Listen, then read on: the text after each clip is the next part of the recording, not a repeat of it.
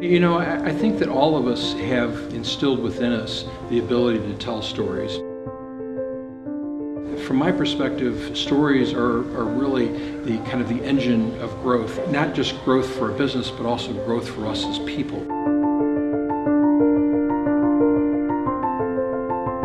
At one point, Al Capone came by, we think it was on Thanksgiving, because he would always bring over a turkey, and remember this was in the middle of the Depression.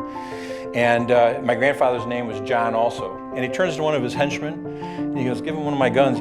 He said, "What I want you to do is I want you to put it in that drawer right behind your counter, and I want you to open that drawer the next time these guys come by.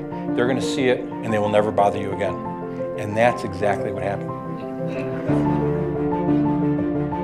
You know, for me, it all started with these kind of failed efforts to be able to answer people's questions. It's very difficult, you know, sometimes to tell people, you know, what it was actually like in a war zone or a crisis zone.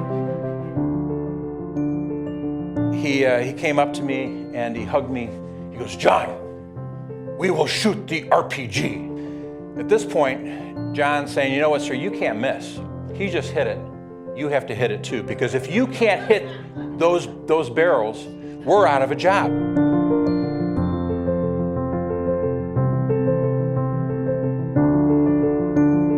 Abraham Lincoln one day met Harriet Beecher Stowe, the author of Uncle Tom's Cabin.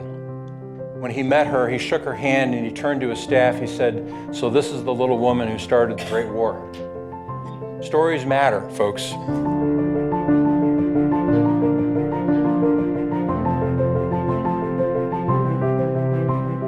Being able to interact with people and to hear their stories, especially after I've told them mine, for me, then it becomes a real conversation.